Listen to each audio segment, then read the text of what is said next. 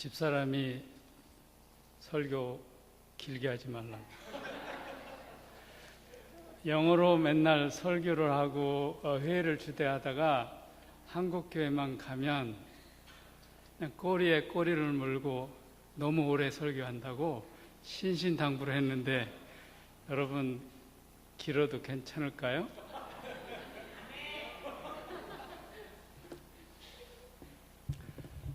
벌써 7년이네요.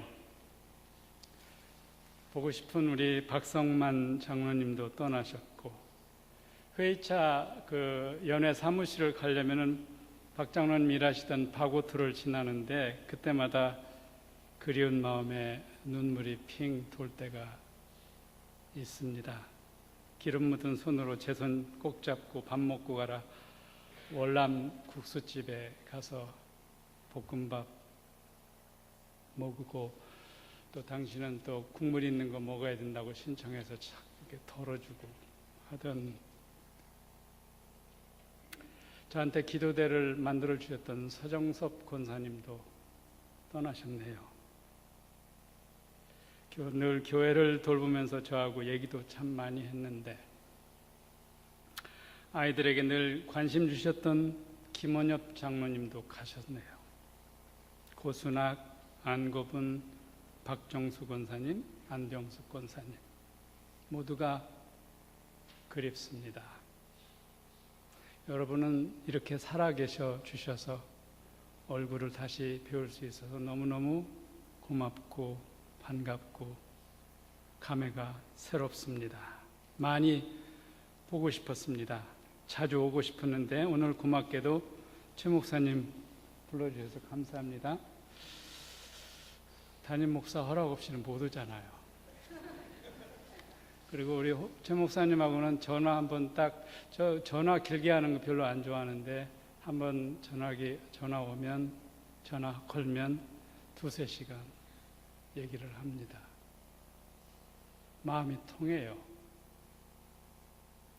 그리고 목회에 대한 생각도 너무너무 좋은 목사님 모시고 신앙생활 하게 된 거 여러분 축하드립니다. 세월이 흘러갑니다. 정신없이 흘러갑니다. 여러분도 변하고 저도 많이, 죄송합니다, 늙었습니다.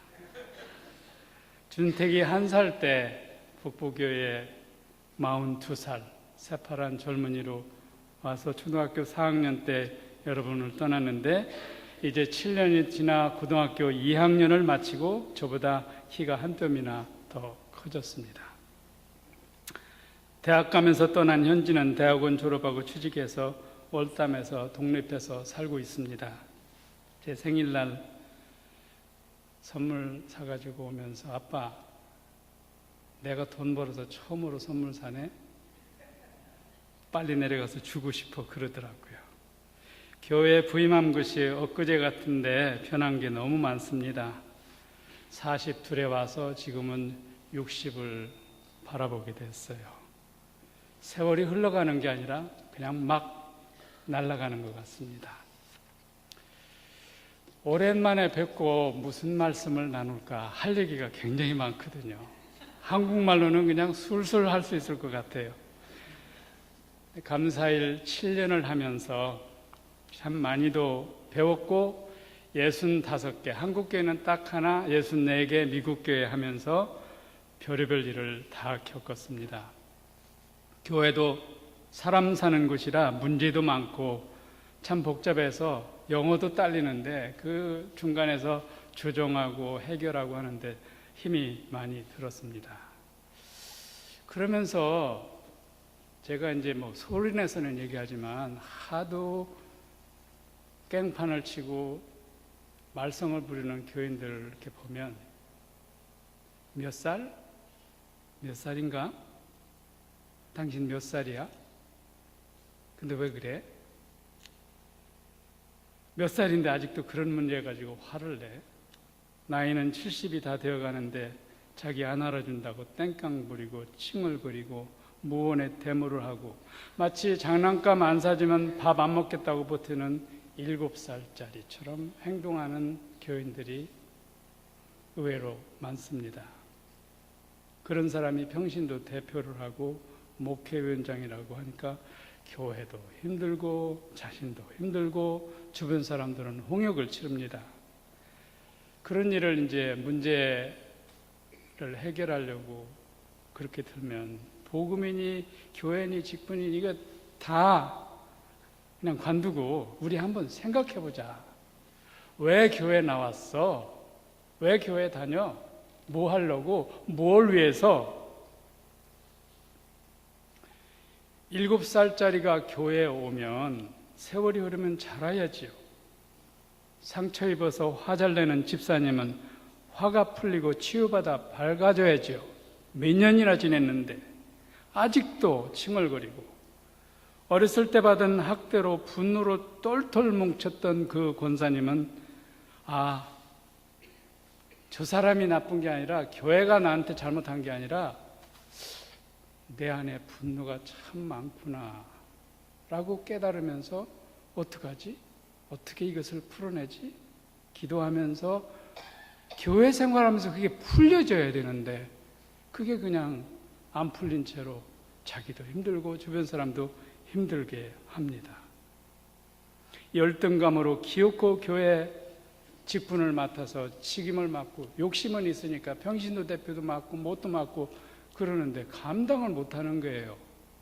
열이 많고 분노가 많고 화가 많으니까 일을 하게 되면 그런 사람들이 리더가 되면 그냥 교회가 쑥대밭이 돼버리는 거예요.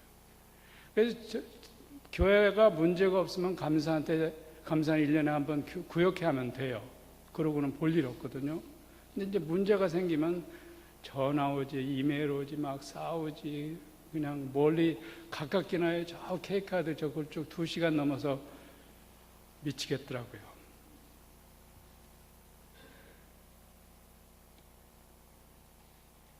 자기가 다 알아요. 자기 의견만 관철시키려고 그러고 자기는 자격이 넘친다고 착각하고 교회가 잘 되려면 자기는 정상이니까 당신들이 바꿔야 되고 주변 사람 보고 변해야 된다고 주장합니다. 사람 구실 못하는 절름발이 자기만 아는 소경, 자기만 옳다고 우기는 귀머거리, 열등감으로 똘똘 뭉친 문둥병자, 욕심만 가득한 손 마른 사람, 교회 안에는 각종 병든 사람들이 참 많습니다. 하지만 내가 아픈 사람이라고 딱 나는 지금 7살짜리 어떻게 하면 자라나지? 어떻게 하면 이 분노를 풀어내지? 어떻게 하면 이 열등감을 해결하지? 라고 알아차리는 순간 그걸 우리는 회개라고 그러거든요. 그러면 이제 문제가 치유되기 시작하고 풀어나가기 시작을 하는데 그런 사람일수록 나는 정상이고 네가 문제니까 네가 바꿔야 된다고 늘 얘기를 합니다. 자, 교회에 하루 이틀 나오는 것도 아니고 10년, 20년 나와도 여전히 그렇다면 그런데 이제 지나다 보면은요, 회의를 하다 보면 의외로 문제가 쉽게 풀리는 경우들이 있어요. 그냥 지그시 웃어주기만 하는데도 사람들이 편안해합니다. 영어로는 non-anxious presence. 아무리 상황이 막 급박하게 돌아가고 막 싸움으로 이렇게 그 화가 치밀어 오르는데 이 사람이 딱 이야기를 하면 이 에너지가 쭉 가라앉으면서 편안하게 해결되는 경우들이 있어요. 그냥 손만 잡아주는데도 가졌던 분노가 사그러드는 경우도 있고요. 조용히 한마디 하는데 뭐 열을 내서 막 소리 지르지도 않고 그냥 가만히 한마디 하는데 평정이 돼버립니다. 교회가 귀를 기울여요. 가끔 그런 교인들 만나는데 내적인 힘, 성령이 내주하는 아주 파워풀한 그런 존재, 그런 사람들이 리더가 돼야 교회가 치료가 되고 분노가 사라지고 교회가 성숙해. 여러분에게 오늘 드리고 싶은 이야기는 아까 얘기한 것처럼 7년이 그냥 주마등처럼 금방 지나갔죠. 44세로 왔는데 엊그제 온 것 같아요. 마치 여기 교회 오늘 아침 일부 예배 드리러서 7시 반에 왔는데 딱 들어오는 순간에 내 집 왔다. 친정이다. 익숙하잖아요. 그냥 편안한 기분이 들면서 친정집. 그리고 여러분이 참 큰일 하신 게 홍종원 목사님, 전진우 목사님, 안신영 목사님, 조세수 목사님, 김한선 목사님 다 중진 목사로 여러분이 기도해서 키우셨어요. 며칠 다음 주에 오신다고요? 2주 후에. 네, 여기가 친정이에요. 그 많은 캐퍼시티가 있어서 일단 들어오면 그냥 멜팅 다운, 하나님의 사랑으로 녹아져서 그냥 문제가 싹 사라지는 교회, 그런 교회가 되기를 축원합니다. 어떻게 그런 교회를 만들어갈 수 있을까? 오늘 창세기를 보면 아담과 하와가 다른 과일은 다 따먹을 수 있는데 한 가지만 따먹지 말라고 그랬거든요.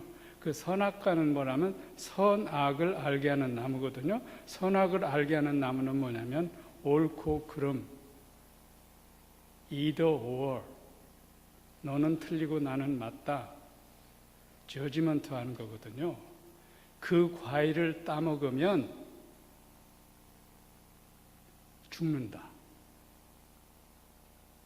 선악을 넘어서는 그리스도의 사랑 안으로 들어가면 옳고 그름이 없어지고 그냥 다 껴안아서 사랑으로 만들어버리는 세계거든요. 근데 아담과 하와가 그만 너는 옳고 나는 틀리다, 선악과를 따먹었거든요.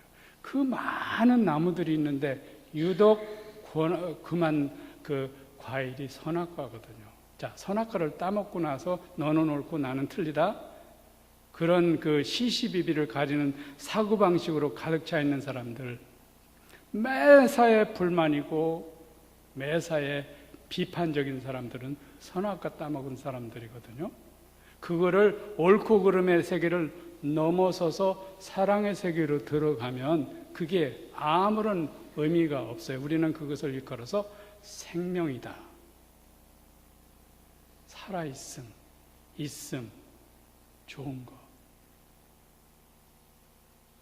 근데 그걸 따먹고 나니까 문제가 뭐냐면 자기가 벗은 게 드러나고 알아차리고 그래서 숨었잖아요. 하나님을 떠난 사람들의 특징은 두려움입니다. 그래서 숨잖아요. 근데 서늘한 겨울에 아담아 내가 어딨냐? 내가 벗었으므로 숨어 있습니다. 어디에 숨냐? 가끔 저보고 만났을 때 한국 분들이 티피컬하게 하는 얘기가 있어요. 이제 홍 목사님 그래도 아이고 잘못했습니다. 감리사님이라고 불러야 되는데 홍 목사를 불렀다고? 감리사, 감독, 목사는 이름표예요. 감리사가 홍석환이가 아니거든요. 홍석환이라는 존재는 따로 있고 살아가면서 필요한 대로 그냥 완장 하나 채준 거예요. 65개 교회 한번 좀 잘 보살펴봐라. 일시적으로 네가 감사직을 하고, 그게 뭐라고? 홍석환이는 감리사가 아니고 홍석환이는 감리사직을 잠깐 하는 일시적인 이름표에 불과한 건데, 근데 어떤 사람들은 감리사 했으니까 감독을 해야 된다고. 감독을 아무나 해요? 또 감독을 하라고 해도 못해요, 저는. 왜냐하면 재능이 없어요. 그래서 이제 목회로 다시 돌아가는데 65개 교회를 돌아다니면서 일을 추려하지만 얼마나 외로운지 몰라요. 내 교인이 없으니까. 1년에 한 번 봐서 어떻게 사람들을 알 수 있겠어요? 얼마나 7년 동안 외로웠는지. 그래서 자꾸 오고 싶었는데요.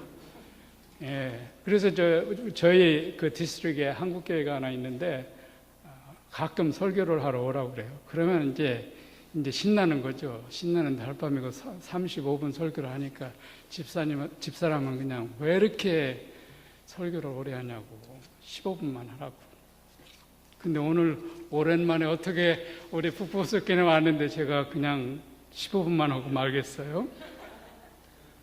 자, 오늘 설교 제목 결론부터 말씀드립니다. 행복하지 않기란 불가능한 일이다. Impossible not to be happy. 행복해지기 위해서는 필요한 것이 아무것도 없다. 이미 행복한 자신을 발견하면 된다. 40대 중반에 교사가 있었습니다. 말기암에 걸렸습니다. 몇 달밖에 살지 못한다는 진단을 받고 아연실색 어쩔 줄을 몰랐습니다. 청천벽력 같은 선고입니다. 세상이 무너져 내렸습니다. 어린애들은 어찌하라고 그렇게 빨리 가야 한단 말인가? 열심히 살아왔는데 벌써 가야 한다니 참으로 어이가 없었습니다. 투병이 시작됐습니다. 마음이 급해졌습니다. 통증이 찾아옵니다. 병원에 입원해 수술을 받았지만 이미 다른 곳에 전이되었다고 해서 그냥 덮었습니다. 침대에 누워있는 시간이 많아졌습니다. 움직임이 자유롭지 못합니다. 정신없이 학교, 가정, 교회를 오고 가던 자신이 이제는 침대에 누워 천정만 바라봅니다. 그러자 천정만 바라보고 있는 바로 그 순간에 자기 인생이 보이기 시작했습니다. 지나온 45년의 세월도 바라보게 됐습니다. 복귀한다고 그러죠. 앞으로 남은 시간에 대해서도 생각해 봅니다. 최순실 박근혜 국정농단이 시작되었을 때 박근혜 대통령이 했던 말 기억나시나요? 한때 유행어가 됐죠. 내가 이러려고 대통령이 되었나 자괴감이 든다. 이 교사도 드디어 이렇게 혼잣말로 되뇌입니다. 내가 이러려고 인생을 이렇게 열심히 살았나. 병을 얻은 순간부터 세상을 바라보는 시각이 달라지기 시작합니다. 내가 중요하게 여겼던 것들이 하찮게 보이기 시작하고 소중하게 생각했던 것들이 이제는 의미가 없어졌습니다. 세상과 인생과 신앙도 달리 보이기 시작했습니다. 이제는 다 내려놓고 가야 하는 것을 싫어도 가야 되고 아쉬워도 가야 되고 안타까워도 어쩔 수 없이 이제 가야 됩니다.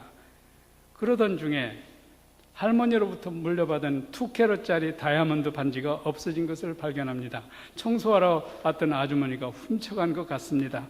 약을 먹고 수술 받으니까 손이 부어서 끼지 못해서 빼놨는데 그만 없어져 버린 것. 크게 낙담하고 화가 났습니다. 할머니에게서 엄마에게로, 엄마에게서 자기에게 물려받은 아주 소중한 가문을 물려받은 건데, 그리고 2캐럿짜리면 얼마나 비싼 건데. 더욱더 화가 나는 것은 자기처럼 이렇게 죽어가는 사람 앞에 두고 이걸 훔쳐가는 사람은 또 어떤 사람인가 이해할 수가 없었습니다. 어떻게 해야 할까? 다시 일상으로 돌아와 분노와 원망과 노여움이 밀려오기 시작합니다. 어떻게 얻은 반지인데, 얼마나 비싼 반지인데, 그게 어떤 의미가 있는 건데, 내가 지금 어떤 상태에 있는데 내 반지를 훔쳐가. 여기서 물음이 시작됩니다. 가까운 시일 내에 그녀는 세상을 떠나야 합니다. 그 반지는 어떻게 될까요? 그 반지를 내려놓을 준비가 될 때까지는 얼마만의 시간이 필요할까요? 반지가 없으면 그녀에게 무슨 일이 생기나요? 반지를 잃어버림으로써 그분의 삶이 더 비참해지나요? 반지가 있든 없든 며칠 혹은 몇 달 있으면 세상을 떠나야 하는데, 이런 질문이 시작되면서 갑자기 웃음이 나오기 시작했습니다. 중국의 한시처럼 왜 사느냐고 묻거든 그냥 웃지요. 그녀도 시인처럼 씩 웃을 수가 있었습니다. 반지를 잃어버려 인생이 더 짧아졌나? 오히려 분노와 원망과 노여움 때문에 지옥을 살았을 뿐, 반지 때문에 아까운 인생을 낭비하고 있는 자기 자신이 보이기 시작합니다. 암과 반지는 상관없이 지금 여기에 있는 자신이 보이기 시작합니다. 난생 처음 순수한 나 있음. 내 안에 그리스도가 살아 계신다. 그런 거 다른 거 뭐 감리사니 돈이니 뭐니 그 딱지 다 떼버리고 다 때리고 마지막 남는 게 뭐냐면 생명입니다. 나 있음. 암이 깊어져 갔지만 이 경험 후에 그녀의 얼굴은 해처럼 빛났습니다. 죽음에 대한 두려움도 사라졌습니다. 원망도 사라지고 살아있음의 고마움을 느끼기 시작합니다. 자신이 소중하게 생각했던 것들을 하나씩 하나씩 나누기 시작합니다. 반지를 훔쳐갔다고 생각한 아줌마에게도 평소에 아끼던 물건을 나누어 주었습니다. 그것은 그냥 물건일 뿐이지, 살면서 필요하기도 하고 필요치도 않고 뽐내려고 지녔던 장식품에 불과한 것들인데, 거기에 내 인생이 담겨진 것처럼, 감리사가 홍석환인 것처럼, 돈이 홍석환인 것처럼 그렇게 거기에 집착을 하고 매달리던, 이제는 내가 사는 게 아니라 내 안에 생명이 살기 시작했다. 마침내 그녀는 세상을 떠났습니다. 친정어머니는 화장실 서랍에서 다이아몬드 반지를 발견했습니다. 일하는 아줌마가 양심의 가책을 갖다 놓은 것인지 원래 그 자리에 있었던 것인지는 아무도 모릅니다. 하지만 그녀는 소중한 것을 깨닫고 세상을 떠났습니다. 누가복음 12장 15절, 사람의 생명이 그 소유의 넉넉함에 있지 않다.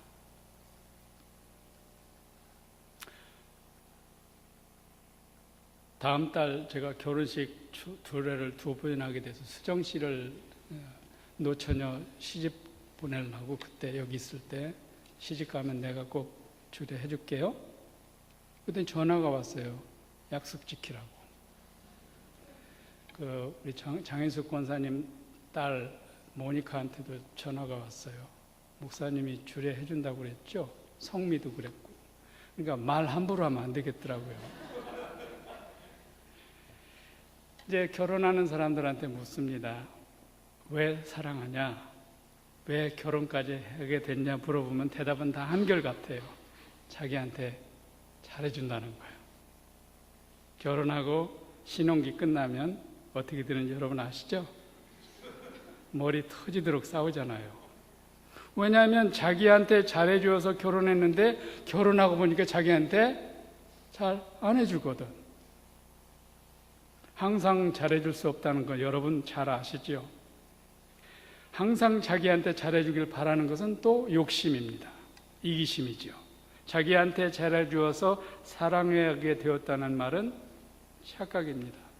그건 욕심이지 사랑이 아니에요. 너 나한테 잘해줄래? 나도 너한테 잘해줄게. 너 내가 좋으냐? 나도 네가 좋아. 나한테 정내미가 떨어졌다고? 좋아. 나도 너한테 온갖 정내미가 다 떨어졌어. 그 다음에 이혼해. 이게 사랑입니까? 사랑이라는 이름으로 거래를 한 거지요.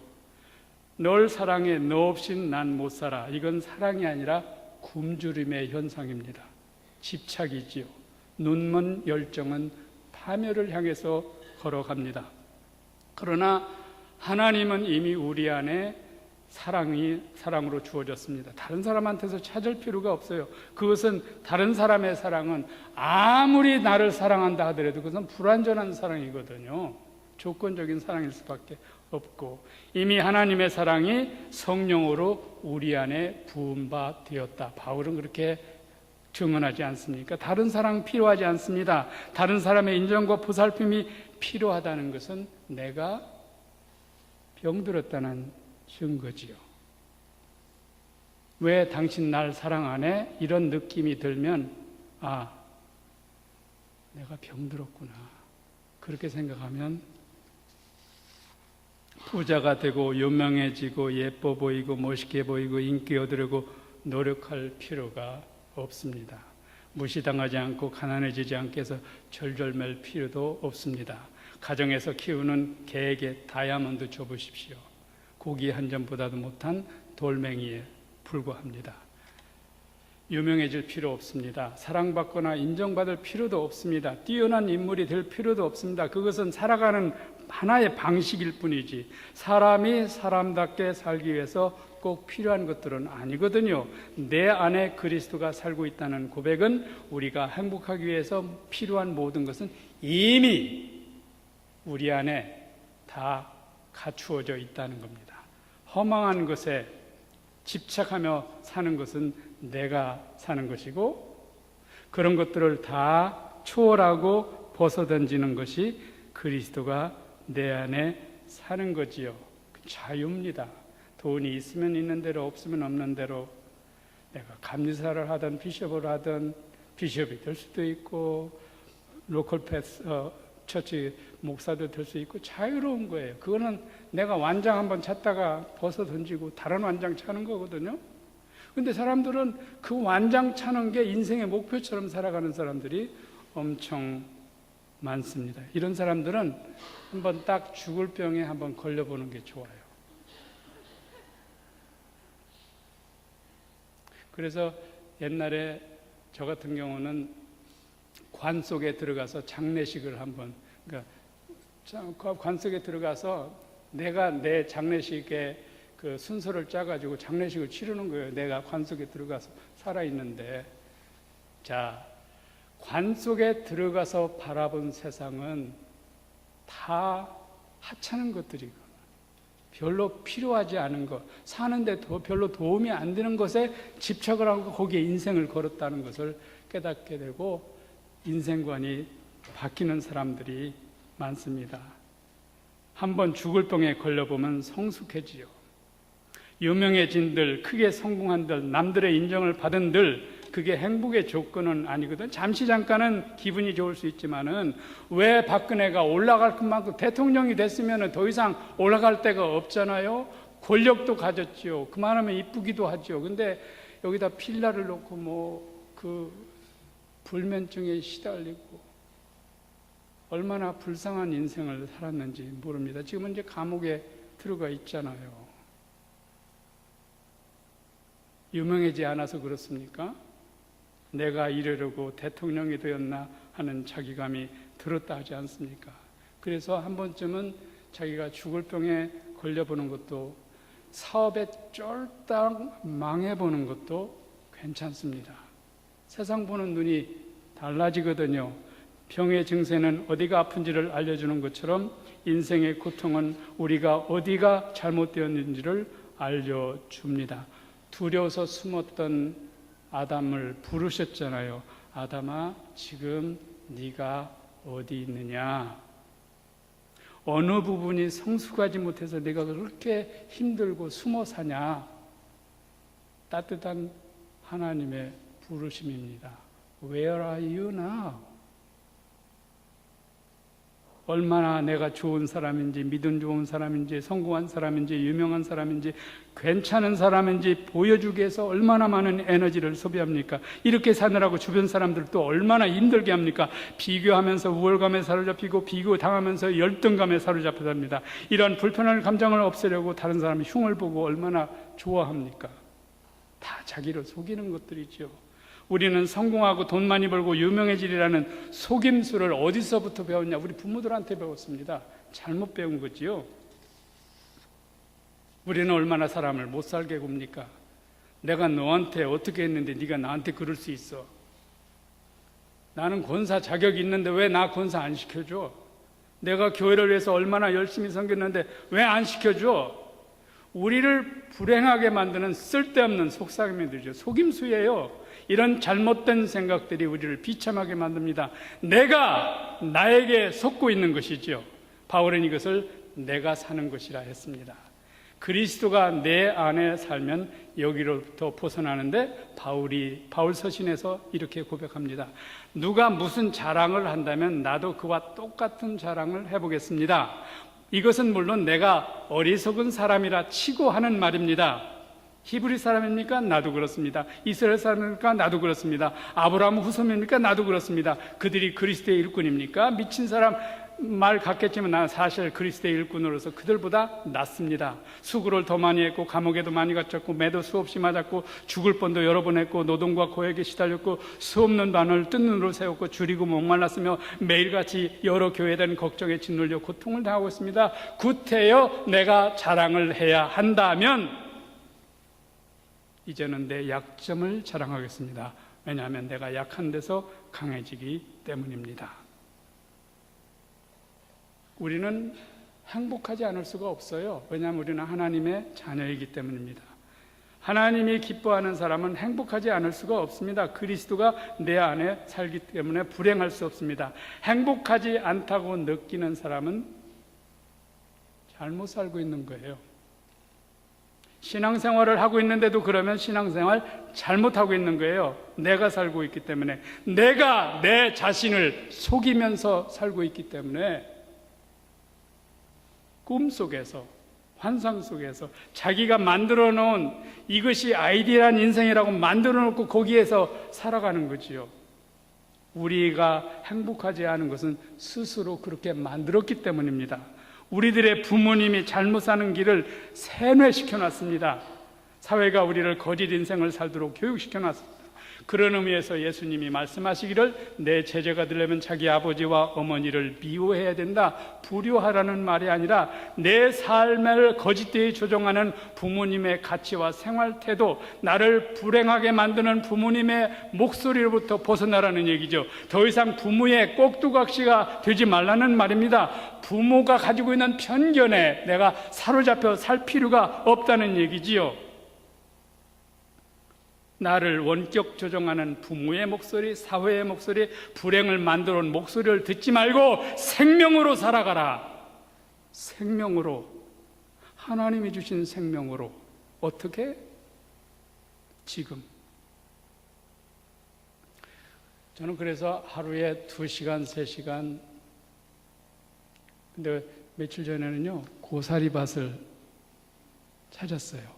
막 이따만한 고사리인데 막 쑥쑥 올라오는데 얼마나 재밌는지 한 보따리 싸가지고 와서 지금 했는데, 우리 현지가 좋아해서 지금 잔뜩 지금 삶아서 말리고 있습니다. 필요하신 분은 얘기하세요. 길가를 가다가 꽃을 보고 싹이 올라오고, 생명이거든요. 그 생명과 내 생명을 이어보기도 하고 느껴보기도 하고 냄새 맡기도 하고, 살아있음. 그 살아있음을 언제 제일 느꼈냐면, 현택이가 마운트 오브 칠드런스 하스피털 6층에 키모테라피 받고 누워있을 때 창밖을 이렇게 쭉 바라보면 아이들이 막 달리기도 하고 자전거도 타고, 그런데 그게 그렇게 부럽더라고요. 화장실 가는 것도 힘들어 하는데 그 젊은 아이가 갇혀서 살아가는 모습을 보면서 내가 그렇게 당연하게 생각했던 것들이 얼마나 큰 축복이었는지를 죽을 병에 걸려보고 나니까 눈이 뜨이더라고요. 그때부터는 불평을 하지 않습니다. 아무리 힘든 회의를 가더라도 차에 딱 타면 하나님 감사합니다. 이러한 기회를 주신 거 인조해 할 수 있도록 도와주시고, 나의 non-anxious presence를 통해서 사람들의 도움을 받을 수 있도록 나를 도구로 써주소서. 절대로 그 안에서 끌려다니거나 힘들어하거나 그러지 않고 상황을 밖에서 오버뷰하면서 그 상황을 도와줄 수 있는 힘을 허락해 주옵소서. 상처 입은 새는 날지 못합니다. 묶여있는 새도 날지 못합니다. 돈 때문에 곤란을 겪었던 사람은 일생 동안 돈 번 일에 집착합니다. 과거에 좋은 경험, 행복했던 경험이 우리를 묶어둘 수도 있습니다. 돈을 충분히 벌기까지는 즐기지 않으리라, 참고 견디리라. 내일의 꿈을 위해서 오늘을 희생하는 어리석은 사람들, 오늘을 묶고 엄쩍달싹 못하게 하는 것들이 많습니다. 눈이 좋으면 잘 보이지요. 귀가 막히지 않으면 잘 들리지요. 혀에 이상이 없으면 맛을 잘 느끼지요. 마음에 장애가 없으면 지혜가 생기고 행복합니다. 건강하다는 것은 병이 없다는 얘기죠. 행복하다는 것은 문제가 없다는 것이죠. 불행하다는 것은 장애가 있다는 얘기죠. 행복하지 않고 뭔가 늘 부족하다고 느끼면 뭔가 잘못되고 있다는, 교회 생활에 불만을 느끼고 있으면 나는 7살 아직 자라나지 못했고, 막 분노가 일어나면 교회가 문제가 있느라 내가 지금 문제가 있네. 하나님 자비를 베풀어 주옵소서. 난 지금 꽁꽁 작은 일에 아주 중병에 앓고 있는데 어떻게 하면 좋습니까? 치료하여 주시옵소서. 그러면서 감사할 일들을 하나씩 살아있음에 감사하고, 교회 와서 반가운 얼굴들을 볼 수 있음에 감사하고, 열심히 일할 수 있는 일터 주신 거 감사하고, 아이들을 선물로 주셔서 감사하고, 감사하다 보면 나는 생명이네, 나는 부활이요 생명이니 죽어도 사네. 이 얼마나 큰 축복인가. 나는 부활이요, 예수님만 부활이 아니라 나도 부활이요, 나도 생명입니다.